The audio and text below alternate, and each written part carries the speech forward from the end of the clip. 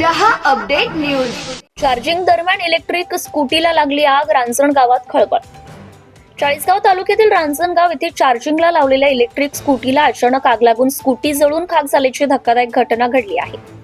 या आगीत सुमारे 90,000 रुपयांचं नुकसान झालं असून सुदैवाने कोणतीही जीवितहानी झाली नाही।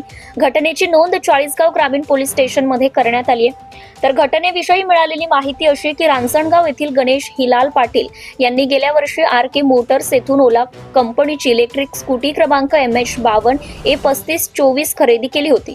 4 डिसेंबर 2025 रोजी रात्री 11:30 वाजता त्यांनी नेहमीप्रमाणे स्कूटी अंगणात चार्जिंगला लावली आणि झोपी गेले।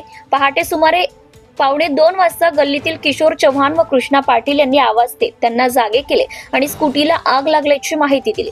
गणेश पाटील बाहेर आले तेव्हा स्कूटी जोराने पेट घेत असल्याचे त्यांनी पाहिले आणि स्थानिक नागरिकांनी तात्काळ धाव घेऊन पाणी टाकून आग विझवली, परंतु तोपर्यंत स्कूटी पूर्णपणे जळून नष्ट झाली होती।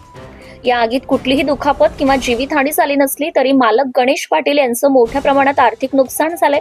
घटनेची नोंद ग्रामीण पोलीस स्टेशनमध्ये करण्यात आली असून पुढील तपास सुरू आहे। Bureau report Murad Patel.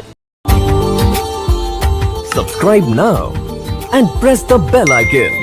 Never miss an update.